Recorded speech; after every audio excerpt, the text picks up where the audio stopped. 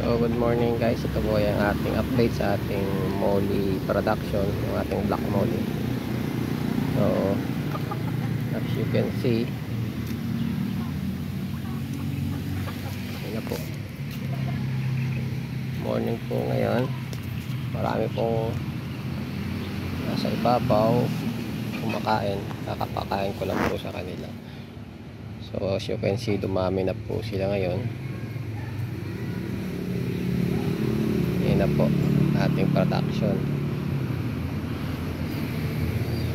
Pero may mga hinalo po akong white dyan para magkaroon po tayo ng mga marble na moly. So yun po sila, madami po sila doon.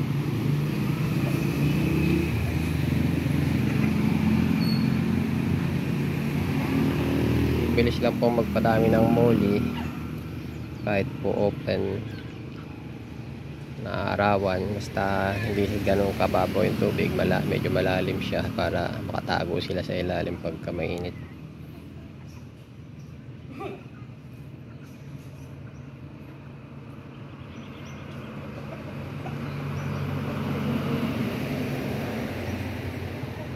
So ayan na po yung ating update sa ating moly production. Thank you for watching and God bless.